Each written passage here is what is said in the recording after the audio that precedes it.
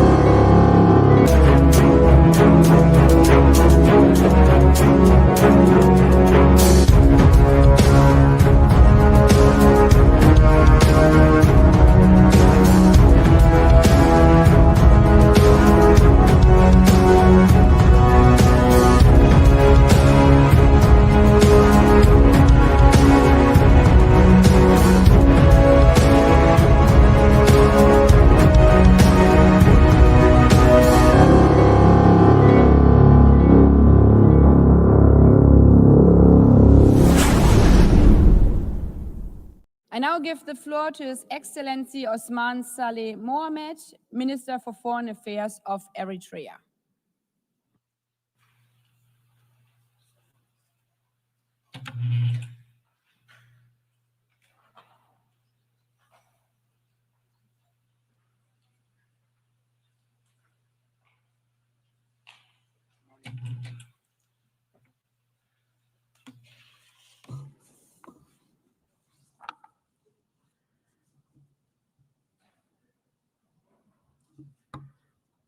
Good morning.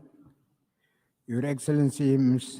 Annalena Borbak, President of the 8th session of the United Nations General Assembly.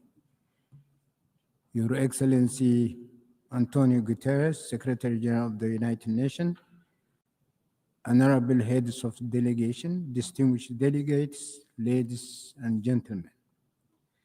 Madam President, allow me to join previous speakers to congratulate Your Excellency for your election to the presidency of the 8th session of the United Nations General Assembly. During the 79th session of the United Nations General Assembly last year, I had briefly reflected as a backdrop and for purposes of historical reference to dwell on humanity's collective trajectory in the past 100 years. In this regard, the defining features of this century can be summed up by failure of the League of Nations, established in the aftermath of the First World War to guarantee the lofty objectives of peace, economic growth, and prosperity for humanity as a whole. Opportunities lost even after the United Nations was subsequently formed in 1945 and until the end of the Cold War, and reckless and dangerous trends set in motion in the prevalent unipolar world order in the last 30 years. As we all agree, the League of Nations and the United Nations were originally conceived as viable architectures of global governance to advance the pronounced lofty objectives that we all cherish. In this respect, and at a time when humanity is aspiring for a transition from the old, defunct global order to a new one, the overarching quest must revolve around finding outside tangential ideological acrimonies, enduring solutions to fundamental and outstanding problems that our global community continues to grapple with. Economic injustice has remained the primary challenge for mankind and all the peoples as a whole since ancient times, from primitive social systems to the epochs of slavery and colonization, all the way until our contemporary times in a developed 21st century. The perennial challenges stem from modalities of wealth creation and accumulation, and notably in relation to wealth and income sharing.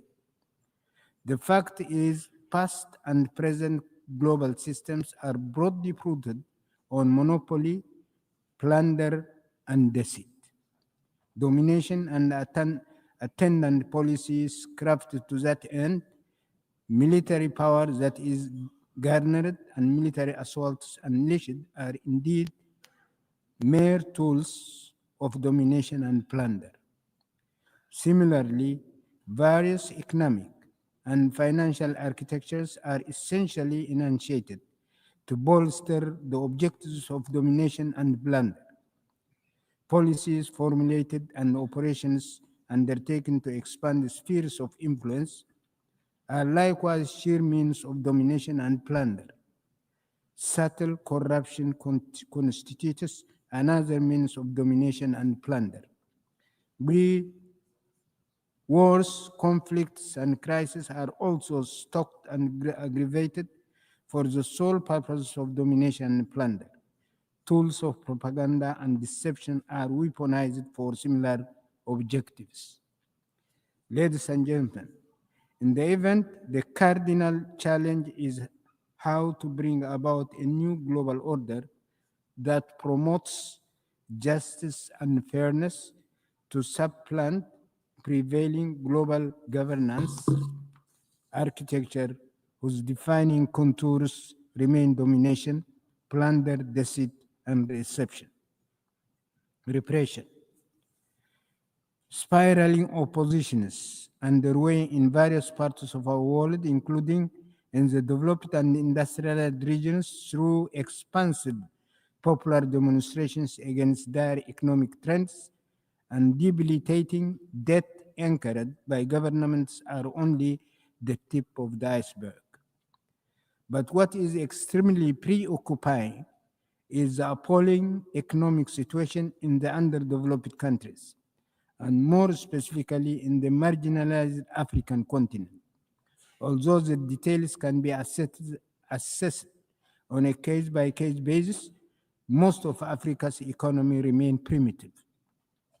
Africa remains a continent where raw materials are exported to the so-called developed economies for nominal prices, in which manufactured finished products are imported at highly inflated prices, where the economies are afflicted by huge losses in job opportunities, in which human capital and meager professional and skilled manpower are drained due to migration and brain drain, where presiding regimes lavishly waste borrowed money but cynically flaunt semblance of progress while burdened by mounting debt, are embroiled in corruption and political servitude to external forces, are afflicted by instability due to domestic polarization and endemic crisis, and where they face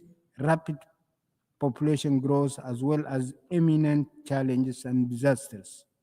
The scenario is very bleak indeed. Why was mankind's mission in the new century unsuccessful? The cherished mission does not contain novel and sophisticated inventions or ideological and philosophical dimensions. The values of the missions invoked and that underpin the struggle during the epochs of slavery have not changed whatsoever in this so-called new 20th century. The aspirations of mankind are one, to fairly own their economic resources and the fruits of their work and march on a sustainable path of generational progress and prosperity by accumulating wealth. Two, to secure peace and stability in order to guarantee prosperity and economic growth. Three, to ensure prevalence of fairness and justice as vital prerequisites for peace and stability. To promote mutual respect, complementarity, and cohesion integration, so as to bolster widest regional and global peace and stability, as well as mutual growth. 5, to establish appropriate legal executive structure and associated mechanisms for the implementation of these fundamental human aspirations. Ladies and gentlemen, although mankind's aspirations have not been realized as yet, its cherished aspirations cannot be shelved or postponed. Failure to achieve the desired objectives can only spur stronger resilience and greater moral imperative. In the event, the timely and pressing task for all the peoples of the world is to strengthen their organizational and coordination mechanisms in order to prevail against perennial injustices, domination, deceit, coercion, intimidation, plunder, and monopolization, whatnot. In this regard, we call for the categorical lifting of all unilateral coercive measures and sanctions imposed on countries such as Eritrea and Cuba, including the unjust 60-year-long embargo against Cuba and its arbitrary designation on the spurious list of state sponsors of terrorism. This will require nurturing broad mechanisms of solidarity as well as continuous review and refinement of their strategies and methodologies. In this respect, the peoples of Africa should particularly work out, in view of the specific hurdles that they are facing, a robust mechanism in order to contribute their share with higher vigor to the collective mission for a new world order in tandem with ongoing endeavors for the consolidation of a broad international alliance. Ladies and gentlemen, on the occasion of the 80th session of the UNGA, I would like to mention that in the interest of time, I have chosen not to delve into vital issues pertaining to palpable shortcomings of the United Nations and its various agencies, along with possible remedial measures, as well as the various initiatives underway by several parties for the crystallization of a new global order. I thank you.